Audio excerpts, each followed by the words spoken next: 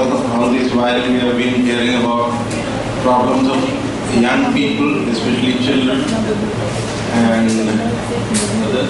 But contrary to the popular belief, though this particular disease which I am going to talk about generally affects the elderly, but 2% of even young people are getting affected because of this disease.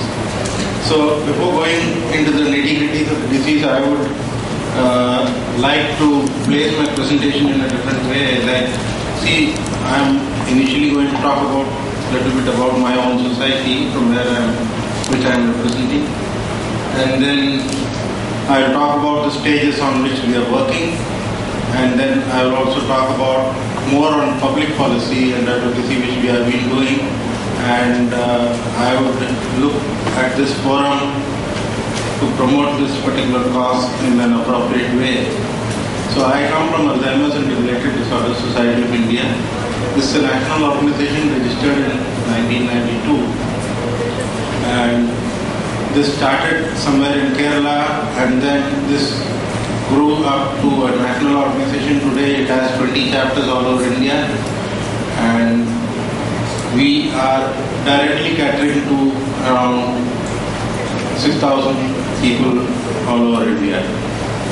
But the figures which we are about to deal, I can just tell you in my coming slides, but what we are directly vexes is around 6,000 people.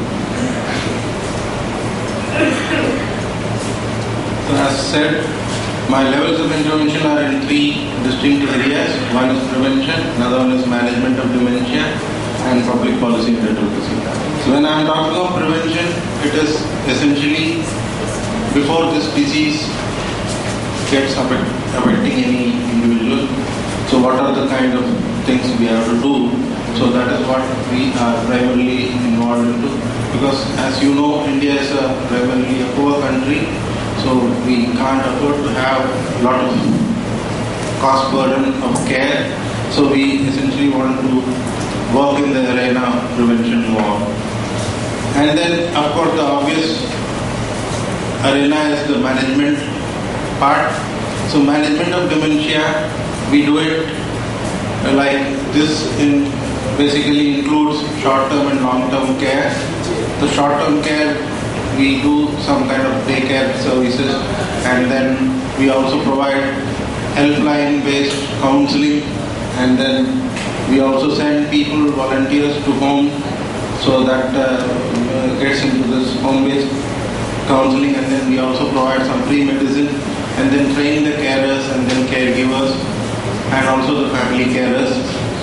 So these are some kind of management issues which we deal with. And the third one is public policy and advocacy, where we do a lot of work, and that is what I am more engaged in. I'll talk about that in detail in my coming slides. So these are my chapters. The red stars within this map is where my existing chapters are there, and the green stars are where we are about to come up with new chapters. So once again, I am talking more about prevention. So before getting into prevention, I want to introduce you to dementia. What is dementia? See, dementia is normally used, like Alzheimer's and dementia are used alternatively, but just for clarity's sake, let me tell you, dementia is an umbrella term which is used to represent many forms of dementia, and there are 100 forms of memory loss which take place, and all comes under the umbrella of dementia. But 70% of dementia is Alzheimer's dementia.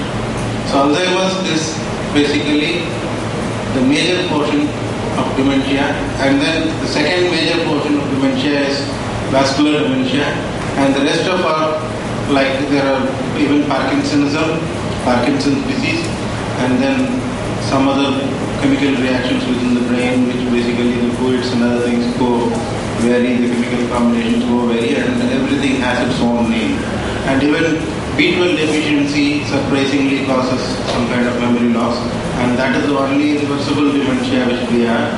And there are also few other memory losses which we which is reversible, but that is called as pseudo-dementia, and that can be medically reverted. But for dementia, we don't have any cure as of now, because this is named after the person who found this condition. His name is Dr. Alois Alzheimer. He is a German scientist.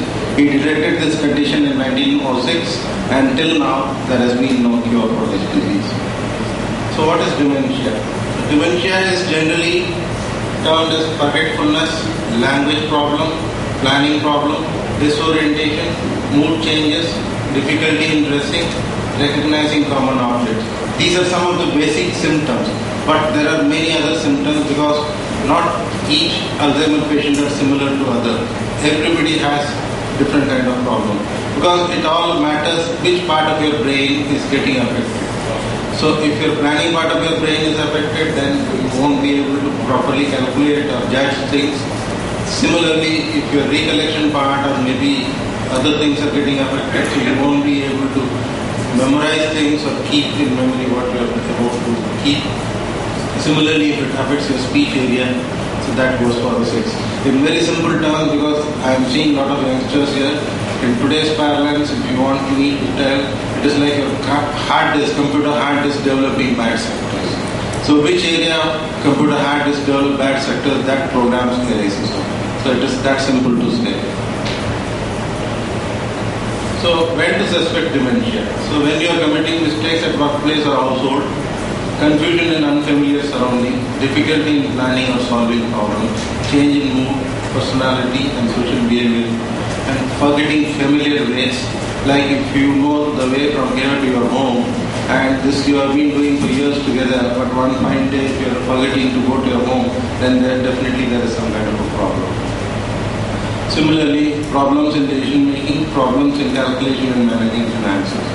So managing finances means I essentially want you to just briefly put to a case story. There was a very big businessman in Mumbai who was doing very successful business, and he was handling huge funds, and he was very adept in using his funds and very calculatively placing them to multiply it.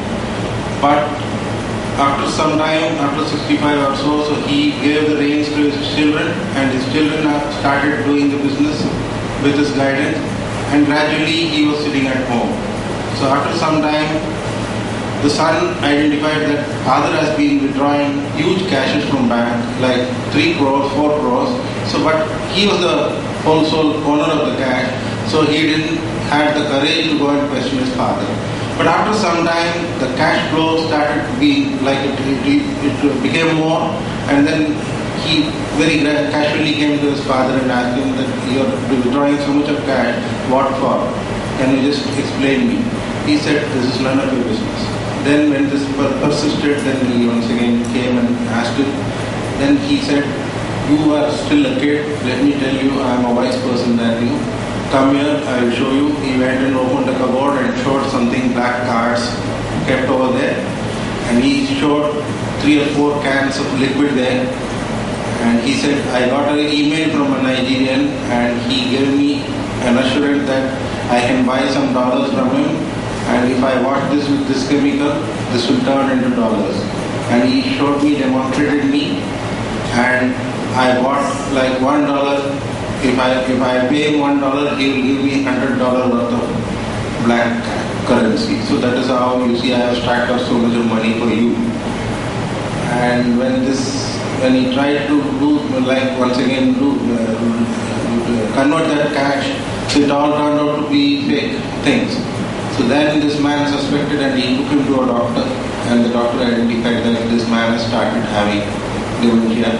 And he was a very shrewd businessman, and he was really astonished to see that this man has got into this kind of misjudgment. So this is one condition which is also associated with dementia. Just to give you the severity of the issue, I am just telling you. So who gets Alzheimer's dementia? Can it inflict me? So that this may be a question with you. So dementia occurs irrespective of sex, race, social status, and religion. Yes, any one of us can get it.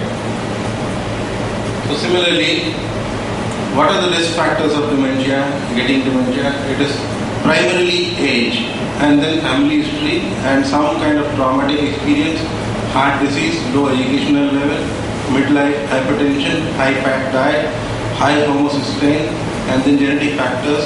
And then also today I was talking about, like in the case of autism, there is a sedentary lifestyle which was also underlined. And even here, sedentary lifestyle to a great extent contribute to some form of dementia at a later age, and diabetes also add to that. So prevalence doubles every 5 years after 65 years of age, and 30 to 40% get dementia after 85 years. If you are above 85 years, and you have a 40% of chance of getting dementia. And if you are above 90, the percentage once again gets even, it is 50-50. And these days living 90 years is quite easy, as you can see. Yeah, risk factors of dementia, it is once again the same. Major factors are like depression, you should not smoke, coronary artery disease, and then high blood pressure level, and then obesity. So all these factors put together may be cause of dementia. And tips for patients with dementia, because I don't want to dwell much on dementia and frighten you, so that would once again lead, I need a big session, because I really want you to take you to the advocacy part which I am doing. So my focus of this presentation is not much on the disease as such.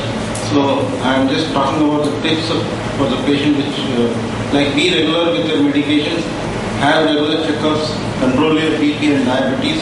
So this can keep you away from dementia. So once if a patient is affected with dementia, what are the primary things one has to do? So they should start planning, because it is not that abruptly you start losing your memory. The memory loss is gradual. So you should, once you identify this particular problem, then you should start planning. You have to maintain a diary as a memory aid, so that becomes your record for you to do work in a planned way. Then get engrossed in productive hobbies like playing, solving Sudoku puzzles. So here we very famously say use or lose, like use your brain or lose your brain. So if you keep on using your brain very actively, so you are very less likely to get any form of dementia. So same way you have to maintain your social interactions.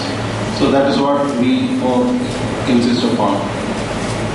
So what are among so many important things, the early diagnosis of this disease is also a very important issue, where we can basically, though there is no cure as I said earlier, but this can be reversed, or maybe this can be stalled to a great extent, and the progression can be delayed if the diagnosis is done early.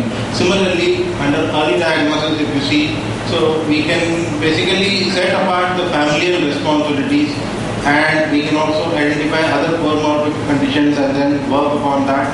And we can also set aside the legal and financial responsibilities of the family, because once you tend to lose your memory, then your children may fight for your own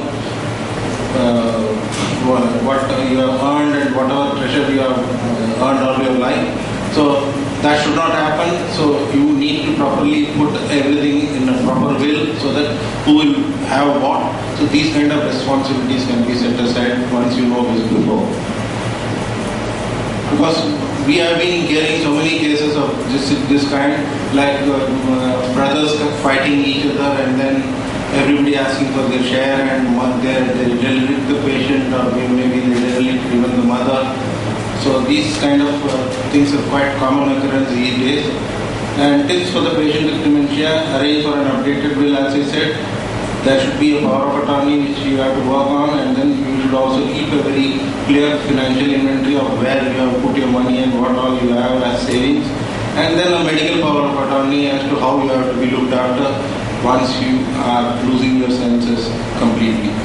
And you have to have these before you need to have them. Okay, so have them means dementia, any form of dementia.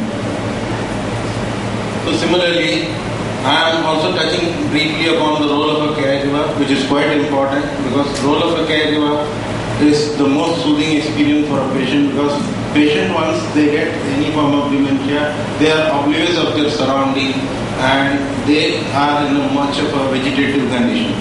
So here, a touch or a hug and maybe some very kind words make them feel very happy, and you should always make them feel wanted. So that is one thing which we normally educate our caregivers.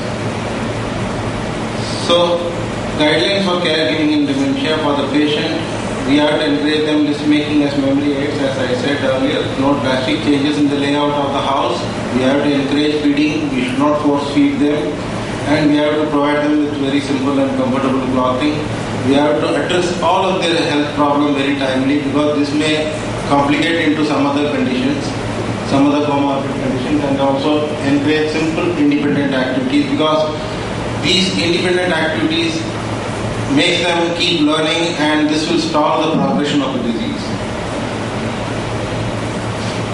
So when we communicate with a patient with dementia, we need to be very simple, and we have to be very calm in our tone. We should not twist them of their actions. We should not argue with them. We should not be critical with them. And non-verbal communication is quite very effective. Touch and hugs, as I said to you. And we have to be very patient with their behavioral problems. We have to be more interactive with them, and we have to make them interact with family, friends, and encourage socializing.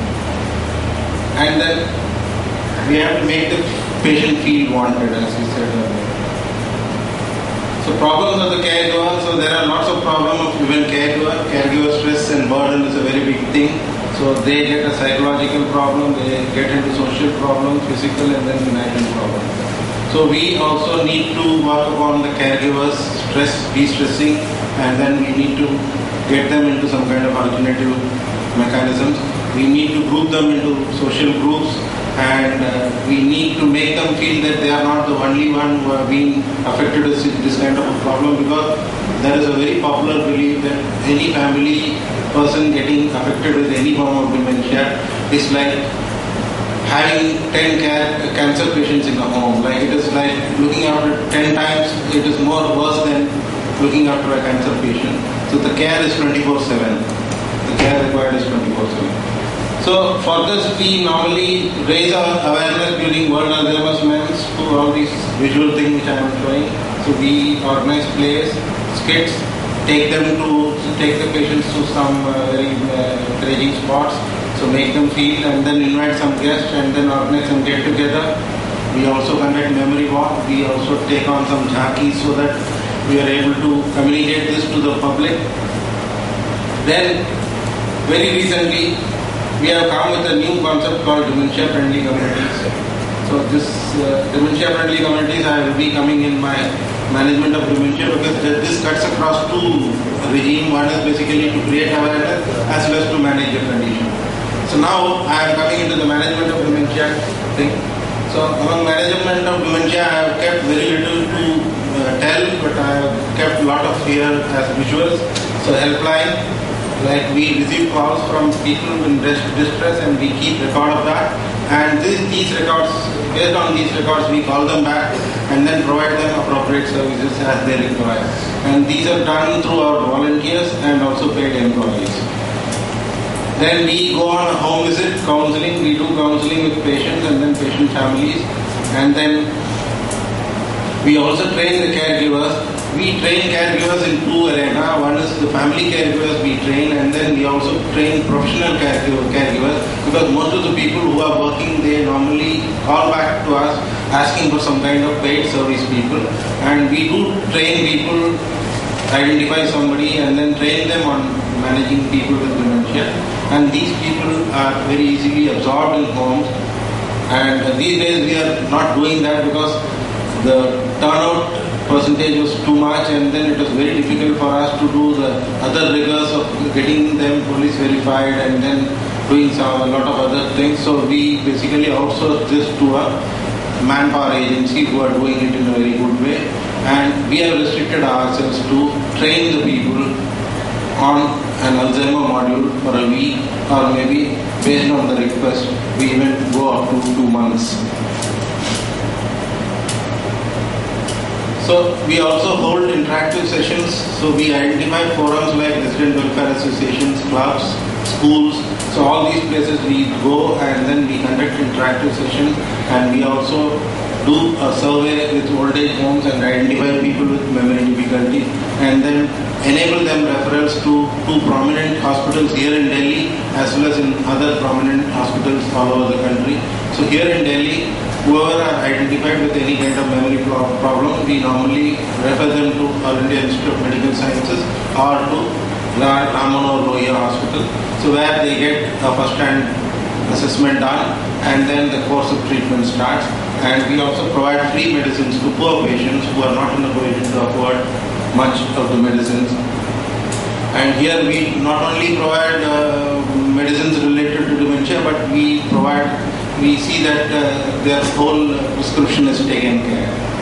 So we are running a daycare center here in Delhi, and this daycare center is basically to look after people with very marginal difficulties. Like in Alzheimer's, there are 3 stages we talk about. So one is a mild stage, then the moderate stage, then the severe stage. So here we normally take care of people with mild and moderate problems. And we also conduct many kind of interactive sessions. So in these photographs you can see that we are having a photograph on the other side. So a lady is training the family members on aromatherapy, like having some scent, properly scenting the house with some kind of grass and other things, and also with agarbattis and other ways. So the mood becomes very soothed. So the patient is not behaving very aggressive. Similarly, the families of the carer families interact with some of our people who have had family experiences, and they give them very common solutions. Like you see somebody in our home, they want to just take out their kurta in front of somebody else. So in that case, then they have to debutton themselves. So we normally, with our experience, we say you put the kurta ulta so that the button is here. So they have this habit of reaching out to the button here. So if they don't find the button here, so they won't be in a position to do it. Same way, some people have this habit of spitting everywhere. So if they spit, then we put a small lozenges into their mouth. So because that it is sweet, so they start swallowing the saliva they secrete, and they don't have this mood to spit. So these are some kind of things which have evolved very empirically. It is not that we have done with some kind of scientific thing, but these things have been documented very scientifically, and then these are very well propagated as a common group, social group. So all families, whoever had some kind of similar experiences, they share in between, and then this is how we manage the conditions within the home. And there are many patients, like there are many caregivers calling us complaining, you see, we are coming from Peshawar, we are from Lahore, and my parents, they every time are very adamant to go to Lahore now and Peshawar or Rawalpindi. How can we take them? So we have come by the time of partition, and we are very small kids, and now my parents are doing like this, so how can I take them? I tell them that you just dress them up, okay, take them, put them in the car, but because they have this forgetful behavior, so once they go for a round and then come back, they would have forgotten that they were very adamant about going to Peshawar or Rawalpindi or any other place. So this is how we basically give them some kind of person-centered solutions, and they are very practical solutions. So these are all very much used for mild and moderate patients. But when it comes to severity, then there are so many other reactions which come along with it. So similarly, in the daycare center, you can see the process is like this, that we bring the patients in a vehicle, then take them to the center, have them very gainfully engaged or maybe very fully engaged, because we don't allow them to sleep during the day, and then we allow them to remain engaged. So when they go back, they lose their aggression and they feel happy, and they are very readily dressed up to come next day. So this is what we hear from our patient families. And then we also see that if they have some limb or other problems, we see that they are properly taken care through physiotherapy and other kind of local therapies within the center. And similarly, we have another 24-hour care center. We call it as chronic care center. It is here in Faridabad. Unfortunately, this is not directly run by ARDSA, but it has been franchised to another agency who has the space facility. But the technical support is given by the doctors associated with the ARDSA. And here too, the care is 24/7, and here the patients with very difficult conditions like severity, more severity are taken care. So dementia-friendly communities, as I was talking about, so this is one concept which we have evolved, and we would be really happy to know that, you see, Alzheimer's Disease International is the world body under which we are affiliated, and whatever research which happens all over the world, we get through them, and luckily the past chairperson of ARDSI is the current chairman of ADI, Alzheimer's Disease International. So what we do is that we get all kind of recent developments happening all over the world directly to us, and recently they had initiated an award, and we got the first award for a concept called dementia-friendly communities. So in Cochin, we eventually evolved a community, like we generated a lot of awareness among the common public, and within Cochin we have seen like 80% of the population are today aware of what is dementia is all about, and that has been done in a very meticulous way. Now we have got a second award during the current year, and we are going to be awarded in Puerto Rico next month, and that award has been for asset-based management of dementia. That is, it is not going and looking for resources outside the society, but whatever resources we have within the society, how to very best utilize it very effectively to create kind of awareness. So that has been another concept, and this concept basically talks of involving people with dementia and then challenge the stigma and build an understanding, because stigma has been a very big phenomena in Indian communities, because any parent who has this kind of a difficulty are being hidden by their children, because they are wards if they are getting married, so they don't want to go and reveal to others saying that we have a elderly person who has dementia. So they always see a risk of getting the prospect of getting their ward married may go against their will. So these are some kind of common kind of perceptions which we are fighting, and we are still working on that, and we want to ensure an early diagnosis, for which we want to equip the hospitals nearby to have some assessment techniques and things in hand already available, and then access the communities with difficulty to these facilities, then practical support to enable engagement in community life, and then always keep on praising them that they have a lot of potential and acknowledge them, and also see for some community-based solutions. Then community-based solutions essentially involve, like, we wanted the people who don't have parents to adopt a granny or adopt a grandpa kind of a thing, and people with difficulties, if they are getting adopted because they are normally derelicted by some family member, so if those people are getting such kind of a family love, so they tend to lose their severity of the disease and they show a lot of improvement. And it is easy to navigate environment, because you see the community is very enabling to us, and then they are also very business friendly, like all these businesses are dementia friendly, and that makes our life very useful and very meaningful. Now coming to the very favorite area of mine, like public policy and advocacy. So I am going to talk about the dementia prevalence all over India and the globe, and also need for the government support required, what we are planning for. The global burden as of now, as per the World Alzheimer's Report 2013, 44.4 million people with dementia are there all over the world, and it is nearly doubling every 20 years, and 7.6 million, it is going to be about 75.6 million in 2030 and 135.5 million in 2050. And it would be very nerve-wracking for us to know that 62% of this whole population lives in low and middle income countries like us, and countries like China and India and South Asian and Western Pacific neighbors are to be more affected in the coming years. And which is very alarming, because we have started living long, and our average living standard has now gone from 67 to 71 now. So the challenges in India, we have very limited awareness of dementia. Many people do not know what is that, and we have a lot of cultural and regional context which denies its existence and attach this to elderly condition, जैसे आप हिंदी में सुने होंगे या पंजाबी में कहते हैं सटिया गया, तितर पे पितर गया, दिमाग में तितर पितर गया। अरे 60 के ऊपर हो गया तो बस हाँ दिमाग तो खराब होगा ही होगा, ये बुढ़ा है, ऐसे ही होगा। So these are some kind of very common comments we keep on hearing, but we don't want to go and get them treated because we think that they are a spent force, which is very, very pathetic. Like they have their right and they have their wisdom. If they are there with us, so they are going to definitely benefit us. So we don't normally realize all their potential and we just want to shun them and shun away from our responsibility.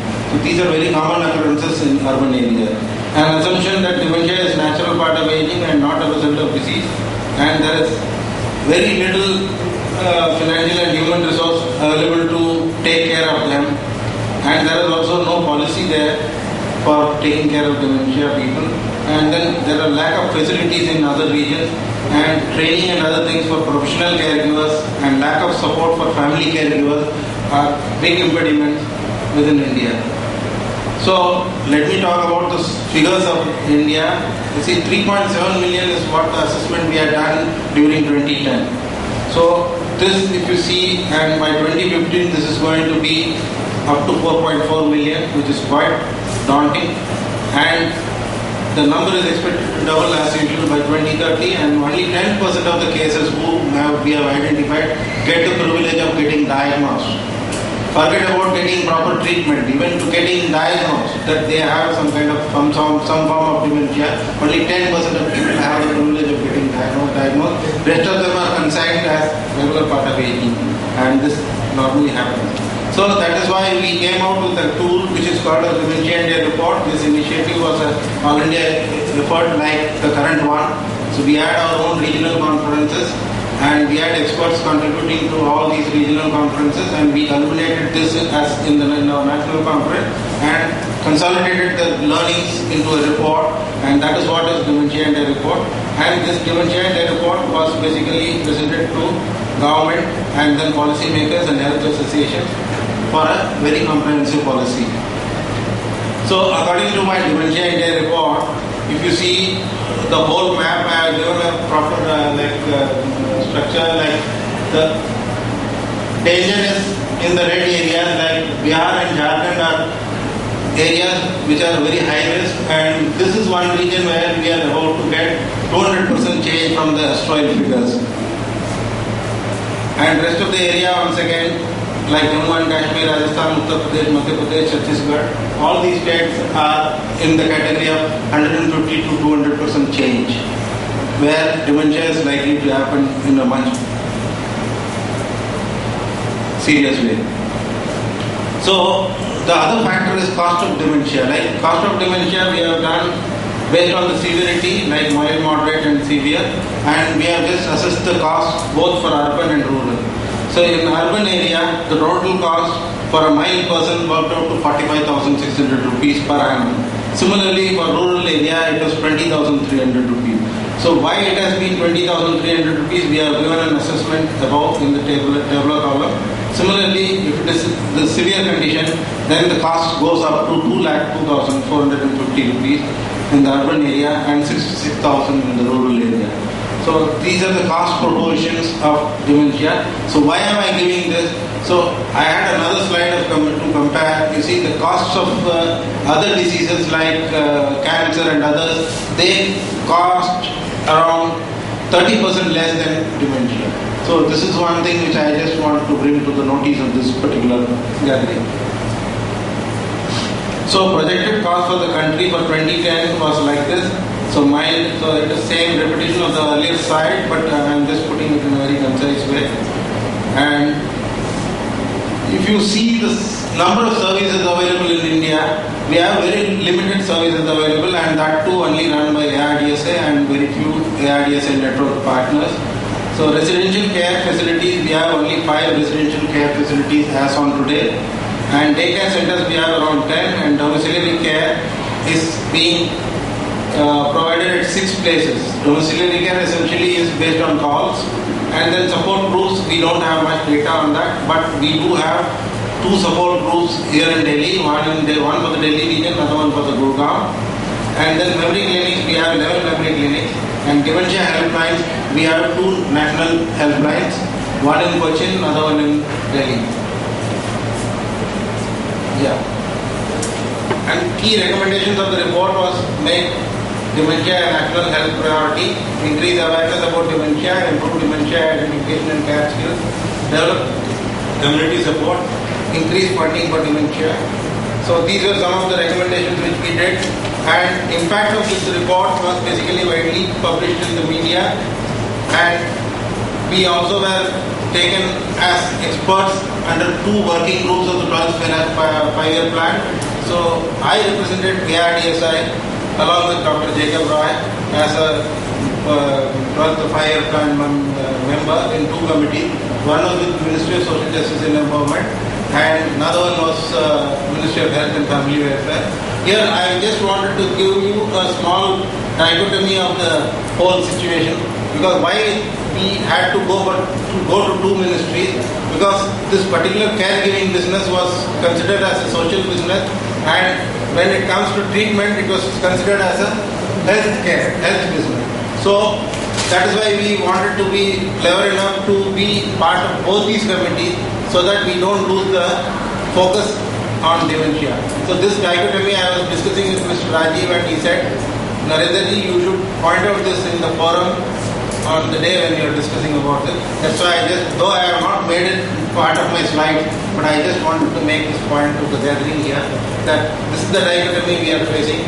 So somebody shuns this as a health problem, somebody shuns this as a social problem, and to be very frank, so in both, after what happened in these 2 committees, you see, at least Ministry of Social Justice and Empowerment came up with a recommendation to the Planning Commission that 15 assisted living facilities has to come at a cost of say 200 crores. But that didn't get approved. Okay, so I will just show you what has been approved under the 12th five-year plan. But when it came to the Ministry of Health and Family Welfare, we gave a very methodical way of advocating like how to affect this.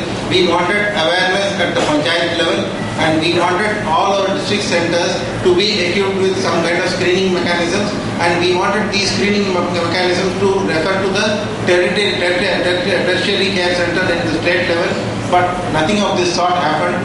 Then when I had a one-to-one discussion with the Joint Secretary, she said, Narendra, don't be a crybaby. This is what she told me exactly.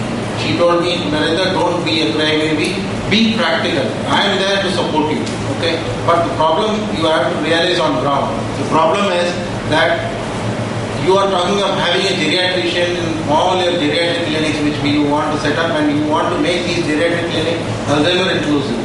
But let me tell you, finding a geriatrician is a very rare thing, because there are only 2 medical colleges in the whole of the country which is imparting medical geriatrician as a specialty. One is All India Institute of Medical Science, another one is Keel Park Medical College. So these are the 2 institutions, and how many people do you expect to be employed in these 100 hospitals? Forget about having a geriatrician, you won't find a neurologist, you won't find another kind of a specialist. Because we, as running those civil hospitals, we face lot of difficulties. So at least pray and wish that you have a general physician there who can look after and give you some kind of solution ready hand. So this is what she said me. So she said me, tell me something workable. Then I told ma'am, can we have memory clinic? Then she said, what is the doctor that you are expecting from this? I said, we don't need a doctor. I need a multi-purpose worker who can be trained to conduct a memory battery test. So she said, what is this test is all about? I said, it is a mini mental state examination which comprises of 30 questions. It has to be answered in yes or no. All has to be counted as 1 and all no has to be counted as 0. So the number if it is between 19 to 25, then the person is having some kind of a memory problem. If it is below 19, then the person definitely has a memory problem. If it is above 25, the person is all right. Then she said, this can be done. You just work out a budget and give it to me. That is what exactly they took us, basically. So now coming back to these recommendations, see what happened was, there is a program called National Program for Healthcare of Elderly. So under this, so what I was talking now is already there in front of you. See, in sub-center they are going to provide home-based care through the ASHA workers and other things. These are all plans. It is yet to be implemented. Geriatric clinic on fixed days at CSC and PSC level, and daily geriatric clinic, geriatric wards, 10 beds in district hospital, and then any kind of complication will be referred to the tertiary level where geriatric clinics, regional geriatric centers with 30 beds are already made available. But they assured me, and they even issued a letter saying that Narendra, we can make all these geriatric centers Alzheimer inclusive, and you will be the training point where you can train the multi-purpose worker whom you are referring to. But that has not happened, as said, because this was part of 11th 5-year plan, and in this they had a mandate of going up to 100 hospitals. But these 100 hospitals, when the 11th 5-year plan concluded, there was only 36 hospitals which have been equipped with this kind of a geriatric facility, and that itself in government standards is a very big achievement. So here I had seen many people, we have been cribbing about government, but government has its own limitation, and we should understand that limitation and then ask. Our ask should not be very ideal. Our ask has to be very realistic.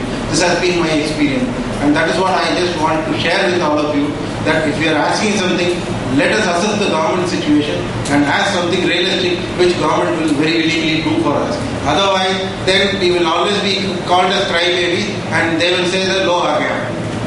So that should not happen. So we should not be a very pest kind of entity in the eyes of government. So this is my experience. So once again, I was talking about Ministry of Social Justice and Empowerment. Though the recommendations which we gave for having 15 assisted living facilities didn't come up, but you see, what has been approved is Awareness Generation for Maintenance and Welfare of Senior Citizens and Parents Act. So that has this act has come into being in 2007, and they thought that this has been properly not propagated, so they wanted to allocate 50 crores for its propagation.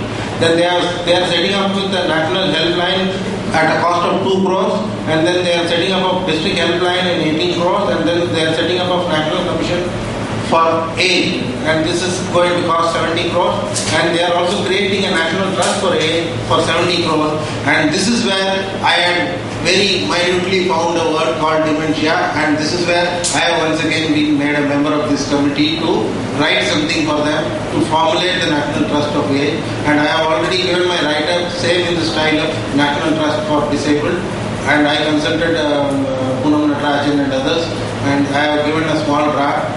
So this draft is still under consideration, but once again, the 70 crores is still don't know when it is going to get realized. And there is also another policy for senior citizens for 15 crores for implementation of various provisions of national policy. So that's it, and I have given a recommendation for this particular forum.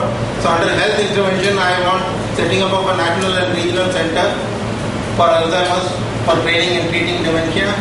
Similarly, I want media propaganda and awareness generation and setting up memory clinics. So these are all health interventions which I propose for this as recommendation. Similarly, under social intervention, I want a pan-India assisted living facilities to come up, so which I had originally made to my planning commission thing, which I once again want this forum to also raise, so that let them realize that these are some kind of bare minimum needs which you are asking, and this is not a luxury of something which we are asking for. And we want some kind of memory cleaning facilities at each and every nook and corner, so that elderly who are affected with any kind of memory problem can get very easily screened. So similarly, we need to provide training to caregivers, and we have to have rehabilitative therapies to reduce the burden of such affected people. Then the last thing is policy initiative. Active government participation has to be there, and enumeration of persons with dementia during census, and establishing magnitude of the problem through epistemological studies, and then easier access to health care, and rehabilitative and therapeutic interventions also have to be taken up, and we need to also develop some kind of person-centered services. So that's it for now, and we are going to have a 17th Asia Pacific Regional Conference during November 7th to 9th, and I would wish and want many of you to come and participate, so that you can also benefit from the way that we have been doing. And I also want to share with all of you that the kind of public policy and advocacy we have been doing, I want all of you to follow, because it is very easy to sit and debate like this, but going and doing it practically. I even went to Sonia Gandhi and gave a copy of my dementia report. Nothing turned out. I went to the Parliament Committee, Health Committee. We made a presentation there. Nothing turned out. So this is the pathetic situation of thing. And as Ratna Devi was telling, unfortunately, this is not a priority area for government because this falls under the category of non-communicable diseases. Thank you. I'm sorry for taking more time.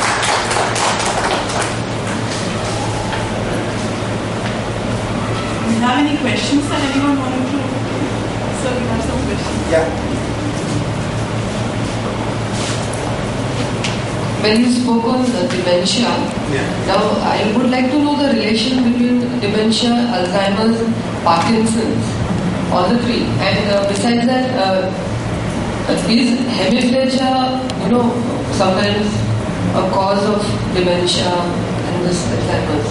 Could it lead to that? To be very frank, I am not a medical person, but I have been into this field for the last so many years, so I can at least, I qualify to answer your question.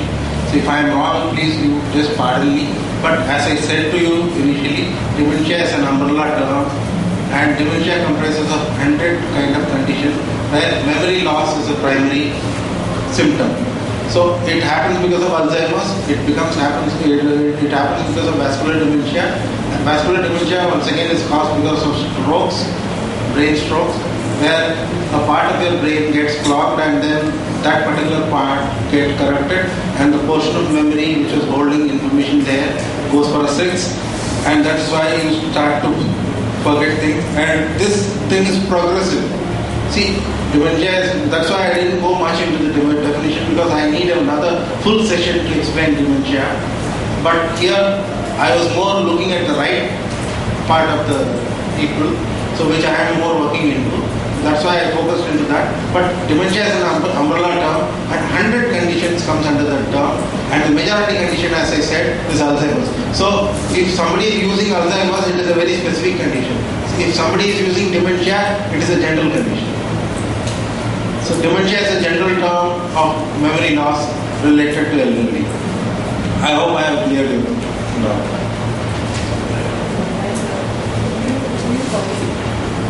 Do you function in places like Mumbai? Yes, of course. In Mumbai we have 2 chapters.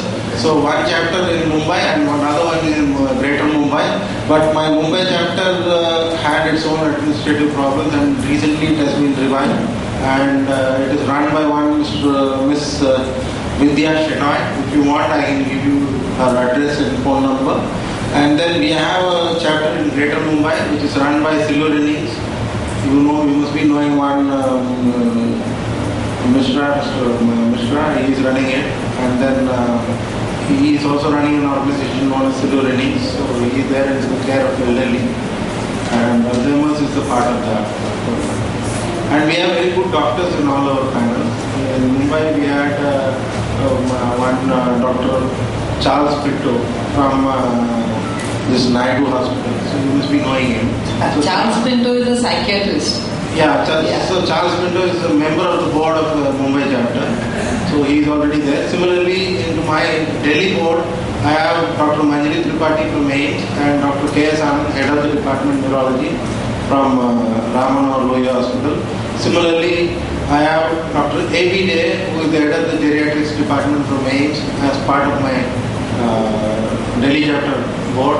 And Dr. Jacob Roy is the real person who is at the center of this whole movement, I would say. And he is originally from Kerala, but he is a pediatrician.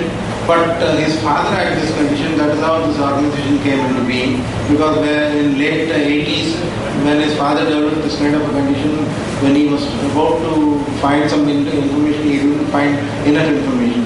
So that's how he networked with the international body and he brought the information right here. And it has now gradually spread, and then we are in the process of spreading this information more. Are they given sedatives by the psychiatrist, these patients? Well, see, sedatives are normally not given to these kind of people. So it is all like how the patient behaves. Like it is a popular belief that sedatives is given. But sedatives are normally don't advocate to give sedatives, because I have discussed about this personally with Deepika, that giving sedatives we see as violation of rights of patients. Because if somebody is behaving indifferently, there are so many therapies to manage it. It is a very easy way to sedate a person and make him silent or make her silent, to make her sleep so that they don't behave violently. So this is a very negative way of handling a patient. So normally psychiatrists don't do that. If they are properly educated and properly informed, they don't do this kind of thing, but they have a lot of other kind of therapy. Like they don't allow the patient to sleep in the day, so they get tired and they sleep normally in the night. So that itself is a very big relief for the caregivers. Normally sedation leads to much more complication. Like you see, dementia means not only related to your recollection memory, it is also basically your occupational memory. It all even sometimes affects your movements, like the way that you sit, the way that you run, the way that you catch, the way that you move upon, the way you sign.